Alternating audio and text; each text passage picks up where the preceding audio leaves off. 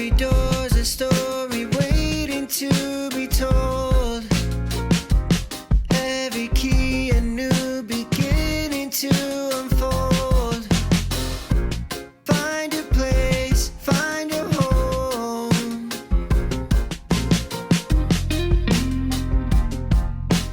Thoughts for rent, let's go.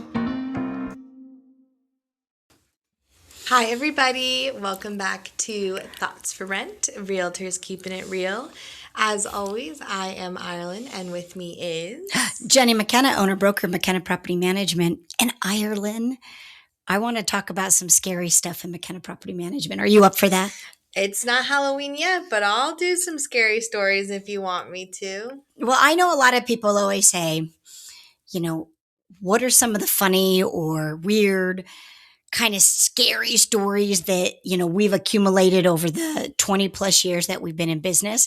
So I thought that our episode today would be talking about some of those things that we've had to experience while being property managers for our rentals. Okay. So the first one I want to talk about is our haunted house. We really do have a haunted house. So some of you guys out there listening, maybe you don't believe in spirits, but let me tell you this story and then you get to make your own decision. So we bring in a property. This is new to our portfolio and we rent it out. And the individual moves out. He lived there for a couple years, 2 or 3 years. It was quite a while ago. So it's either 2 or 3 years. Brings in their keys. They were amazing, paid their rent on time. And they happened to say as they brought in their keys, hey, by the way, the house is haunted. Now, all of us are kind of like, ha, ha, ha. This guy said the house is haunted. My upfront director of First Impressions, she said, well, why would you say that it's haunted? And he gave specific things, like their baby that were in their crib. It would be no blanket at the bottom of the crib because they felt like it was hot that night. And the next thing you know, in the morning, blanket was like around the baby. The other thing was cabinets, drawers and cabinets in the kitchen. Drawers would be open and cabinets would be open. So, and they know numerous times they closed all of them before they went to bed. So those are the things that they said to us and a couple other things to our director of First Impressions. And we all just kind of was like, oh, all right, that sounds fun. Great story. We rent out that property again to somebody that has absolutely no idea who the first resident was. And about 2 months in, they call us and they say, this house is haunted. We can't live here. And I asked them what they were seeing. And it's the same thing in the kitchen with the drawers and the cabinets. We did let them out of their lease because I felt like, why should somebody not feel comfortable living in a rental? And we have since rented that property with nobody else saying anything to us. But those are 2 separate people saying the exact same thing that was in that property. Ooh. So what do you think? You think it's really haunted, Irelynn, or what? I definitely think that there's something there to it. We just had someone recently report that their house was haunted and they actually broke their lease early because they didn't want to be there anymore. And we have rented it out since then. And I'm waiting for the call for someone to say the same things like they did in this house. But so far they haven't repeated the same stories from the first person. But this person who was claiming that the second house was haunted. And you know what's weird is that the second house that Ireland's talking about, it's a brand new home. Yeah, it's a brand new home. So it's weird that would be the vibe. So what were the things she was saying? She was saying that like picture frames would fall off the walls Ooh. and would like break in the frame. And then she was saying that at night she would just hear noises constantly all the time. Which for that one, I feel like I chalked that up to it being a new build. Like they were still doing construction a couple streets over, but who knows. And then her third one, which I think was the most spooky, was that she was saying that any new food that she would buy, like fresh produce or fresh like bread or just anything that had an expiration date, would go sour in like 48 hours or would go bad really fast. So interesting. We'll have to see. We did re-rent that property and maybe there is something going on, or maybe whoever the spirit was in that property didn't like the first resident and likes the second resident. So I don't know. All right. So what's another one that's kind of a fun story in property management? Well, we've talked about, I think you and Kai actually talked about this one long time ago when you guys had your episode, but I always remember the cat.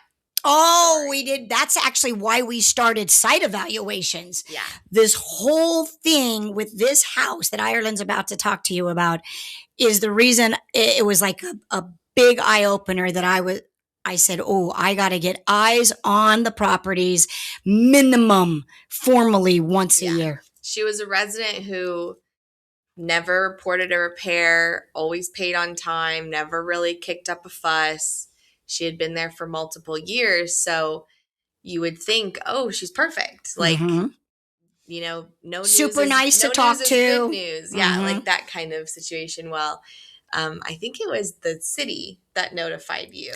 The neighbor actually notified us and said that they keep seeing cats entering the window, one of the windows.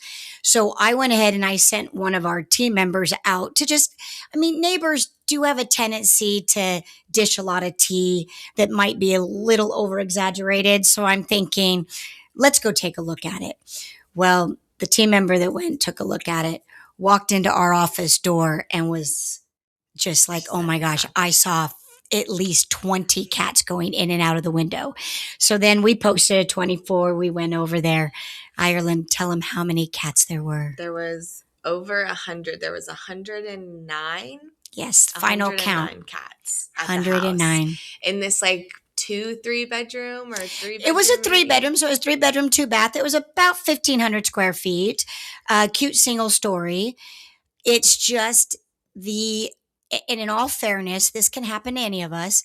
The resident, when she first rented from us, seemed to be okay, but somewhere in that couple year transition or during that time frame, she ended up getting some kind of a mental trauma or mental situation where she felt like it was her destiny to save every cat that she ever met. Or, and this is what really makes me mad, there was a couple vets that when they would get a terminal ill cat, they would call her, and I guess she gave them some story that she was going to take care of the cat in their later days, and she would go and just collect those cats and bring them over to the house.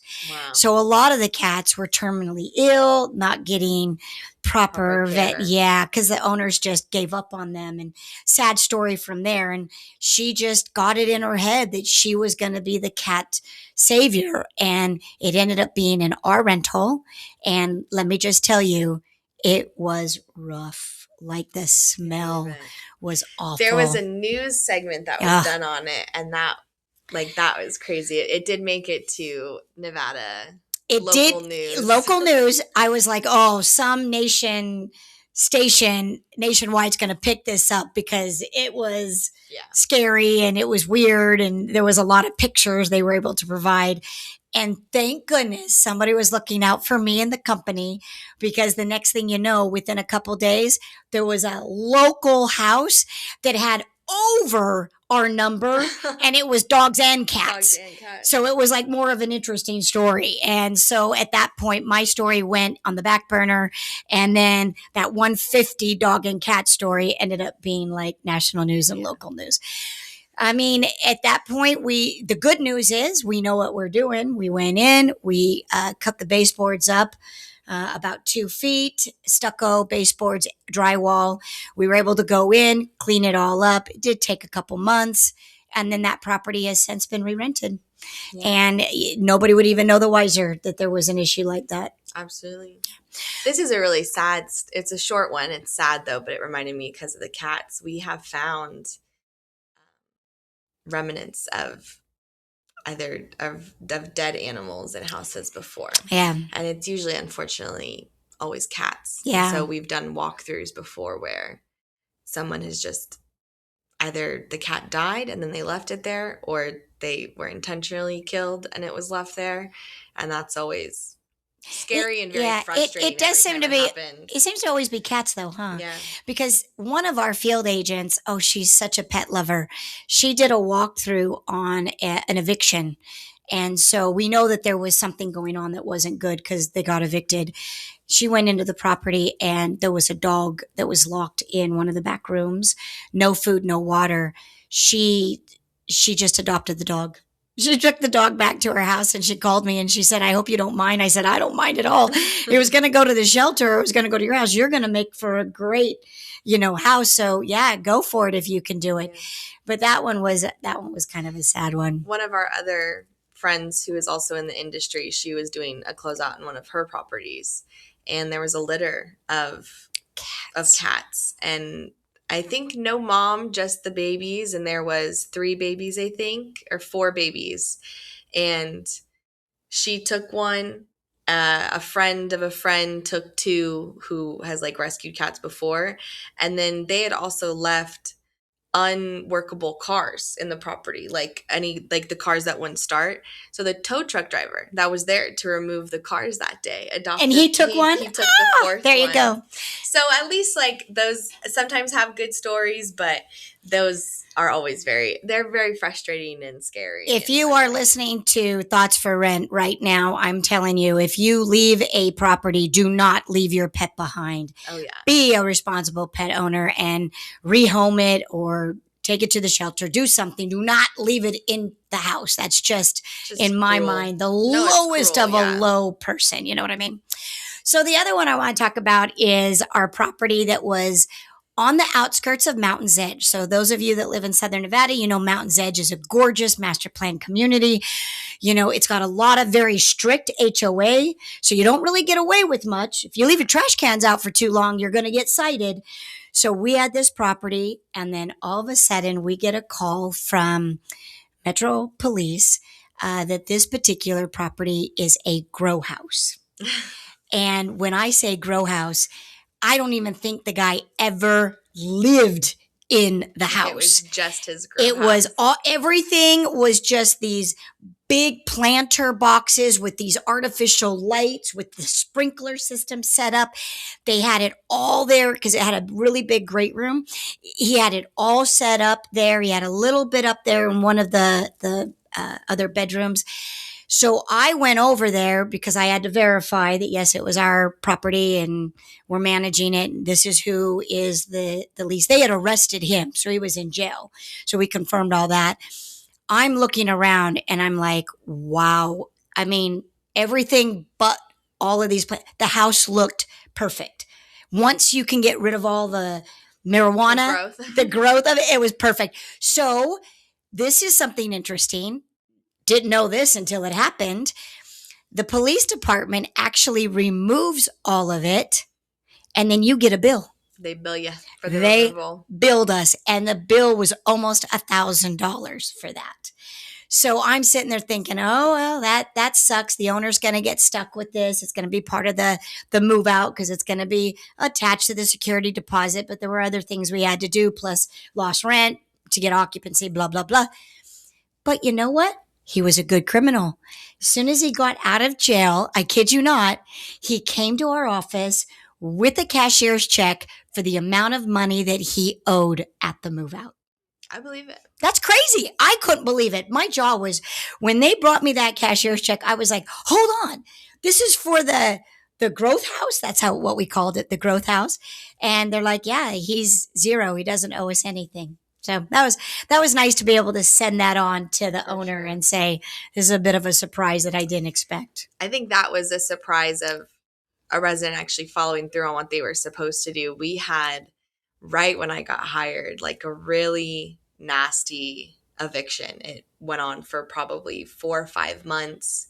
There were multiple appeals. There were multiple moments where the constable arrived, but then removed themselves from the property because they felt like it just wasn't safe to complete the lockout. Like, so many things happened. Yeah, I think it wouldn't be safe since the resident was throwing around a gun. Yeah. The constable's like, I'm out of here. Thank you very much. And this resident had a monkey as well, which was, again, the constable was like, I don't know what I'm going to do with this monkey, so I'm just going to go. We did finally get them out of the house, and did a full rehab on the unit and put it up for sale. It wasn't going to be re-rented again. And the realtor for the owner kept saying, there's this weird smell. And we're like, we did new carpet and new paint and we did a full rehab. They finally had found out that as a tool of revenge, he put raw chicken in the air ducts. Yep. He just had, those bags of chicken, thighs and breasts or whatever and it was actually, I think it was frozen when he put it in the air duct. So that's why it didn't smell initially. But then over the course of time, that just sat in the air duct. And so finally they figured it out. They had a vent cleaner come out. The vent cleaner showed it to them months later. And that's what the smell was. So that was really rotten. Very rotten. Very rotten in both sense of the words. Yeah. So that one was a crappy one. Wasn't there also someone long time ago that like put broken glass in a dishwasher or something? Or, like ran a dishwasher with broken glass? We had one that's true. And that does mess up that appliance. But one that I remember, the resident moved out, not happy. It was a divorce situation. She wanted to stay in, but she couldn't afford it. She was really angry with her ex-husband because he wouldn't pay what she thought he should be paying for her housing. We do the proper move out. We secure the property. And within 24 hours, the neighbor calls me and says water is gushing out of the garage. And so I thought maybe it was the water heater that it just kind of blew up, bad timing. And because that's kind of what happens when your water heater blows up. Unfortunately, we went into the property. There was no evidence of forced entry, right? So someone knew how to get in and they decided to take baseball bats to the porcelain toilets. And there was an upstairs, downstairs. So all the toilets were just busted. They even left the bat. And so water was just gushing out of this house. That was definitely an insurance claim. That definitely was bad news. But yeah, under insurance, it was vandalism because that's exactly what, occurred. But my suspicion is it was the ex-husband. Because I think she ended up getting really mad that she was moving out of that house and maybe caused his life to be somewhat miserable. So he decided to go in, not realizing maybe that she was completely out or just wanted to take some revenge on it. So that was a bad call to have in the middle of the night. I've got one. So my husband, Max, who is also on the podcast when we do Thoughts for Rent, he sold a property, an investment property, to a really great investor. We have like 13 of his properties. And it's a cute 2-bedroom in Silverado Ranch. So those of you that know Southern Nevada know Silverado Ranch, great little area, good schools, retail, the whole shebang. And my friend from out of town is in town. So we're doing the Vegas thing. We went down to the Strip, checked everything out. We were going to stop by our house, grab a bite to eat, and then we were going to go out for the nighttime part of the Strip. And I get a phone call, and it's the police. And they said, "Are you the owner, broker, McKenna Property Management?" I said, "Yes, I am." He goes, "Do you manage such and such property?" I go, "Yes, I do." He goes, "I need you now." I go, "What's happening?" He said, "We have a potential murder-suicide. We know that they are growing, the residents are growing marijuana in the property, and we have staked them out. We are about to go in, but we need to know the layout of the house so that we're not putting anyone, in harm's way."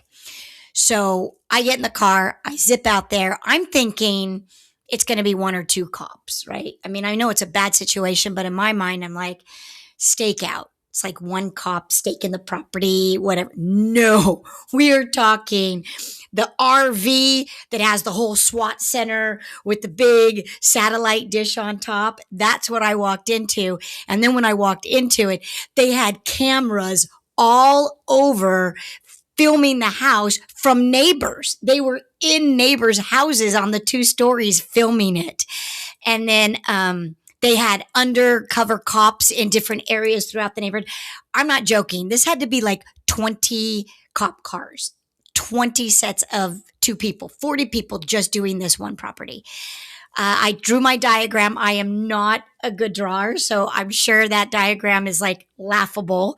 But I drew the diagram. I think it was pretty helpful because they needed to go and do the blast so that they could throw the person off guard. So they knew what window to break to do the blast. And everybody turned out okay. So they sent both of them to the hospital for, medical clearance and mental health. And the dog did have to, because they had a big dog to protect, I think, their pot growing. The dog had to get tranquilized, but the dog was obviously okay. And then we did have to fix the window, pay for the pot to be removed, and then we re-rented that within about 60 days. And knock on wood, we don't have to, we haven't had problems with that. But the investor called up my husband, Max, and said, "What kind of property did you sell me? Are you going to sell me like a prostitution house later on?" And I always thought that was kind of funny because he took it really well. But yeah, that was an interesting night. I was there. I probably arrived at the RV SWAT tent or whatever you want to call it at around 4 o'clock in the afternoon. And I wasn't arriving home till 11 p.m. I believe it. It's serious stuff. That one was a little scary. That was a bit scary. Yeah. Well, and I think the very interesting part of that, of all these stories too, is that like at the end of the day, they just got figured out. Yeah. Like they got resolved. They got addressed. And I think that's always, I always hate talking about things when it's happening because you're in the thick of it. But then afterwards you kind of look back and you're like, yeah, no, that was a crazy story and that was so insane. But everything got resolved. That person got removed or that person corrected the issue or whatever the case needed to be. And in that case, a lot of re-rents still happened. Like a lot of people still said, yeah, let's just get it rent ready again and find a new resident. Well, and something interesting that maybe our listeners don't realize in Nevada, if there is any kind of death, murder, anything that happens within the house, by law, you do not disclose that. You do not have to disclose that. So that is something where if you ask a real estate agent, do you know if anything has happened in this property, a tragedy, anything, they do not have to disclose it. And quite honestly, they probably shouldn't even go down that road. If you want to check the newspaper or TV footage, that's probably due diligence on you. But in Nevada, you do not have to disclose that. I think in California you do. So a lot of California people come over thinking that if they haven't heard anything from the licensed real estate agent, then nothing has happened. That's not the case. You could be walking into a property where there had been something that was brutal and nobody needs to tell you about it, not by the law. Yeah. So there's something before we end, because we're at 22 minutes. We're in the middle of something right now that's kind of unique. You want to tell them what we found out last week? Which one? On the one where the individual didn't show up to work and the manager called us. Oh, yeah. Well, first off, the resident submitted a meld request for their AC not working. And we called out a vendor for it. And then that morning we received a notification from the vendor saying, hey, we've been trying to make contact, but no reply yet. So we'll keep reaching out to the resident. And then maybe about a couple hours later, our front desk First Impressions came in my office and said, hey, this unit's manager is on the phone. He hasn't been to work in a couple of days and he's just getting nervous. And obviously I remembered the address from just hearing that this vendor wasn't able to get a hold of him either. So I tried calling him on his cell and it immediately went to voicemail. And I said, yeah, no, I guess no one's been able to get a hold of him. So we told the manager to request a wellness check from the police department, which the manager did. They tried to perform a wellness check at the unit and nobody answered the door. And we gave the police department his emergency contact information that he had provided on his application. And then we also posted a 24-hour notice to actually access the inside of the unit to see if he was in the unit. And there was about 6 days of where no one knew where he was. No one had communication with him. We were trying to get a hold of him. And the day before our walkthrough was set to happen, we got a call from Clark County and they had realized that he had passed away in a car accident. Yep. And so they had finally made the connection between our reports and then this car accident. And we ended up having to, where now he was on the lease by himself. He was living by himself. So now it's a matter of re-renting the unit and trying to give his belongings back to his next of kin. But his next of kin is out of state. So it's a question of, if they're going to fly in to grab his belongings, and who's going to, whether it's going to be his next of kin or someone that they authorize. Yeah. Someone that they authorize. But the thing that was interesting about that one is there must have been something that happened with the car accident because they didn't allow us possession of the property for 3 or 4 days? Yeah, we went to go put a lockbox on the unit and have a field agent go and document photos of what the unit looked like. And there was a sticker that said, this is like an area of active investigation. Entering this is against the law. So we didn't. And then we called the number on the sticker and they said, yeah, we're having to document certain things. And we can't have anybody in there without supervision or until we've cleared the space. And that conversation was on Friday of last week. Yep. And then they didn't give us back the space until Wednesday. And what they actually did is they gave all the keys to the HOA clubhouse. And then the HOA said, well, we can only release it to the people that we have on file, which is the owner, the resident who has passed, right, and then one person from our office. So then that one person had to be the one to go pick up the keys, yes, rather than just anyone from our office, because Clark County gave the keys to the HOA instead of us, which, whatever. But we literally had a conversation the day before to bring the keys to our office, and then they did it. And we definitely know that the resident wasn't going to go be picking up the keys, and the owner is out of state, so the owner's not going to be going in and picking up the keys.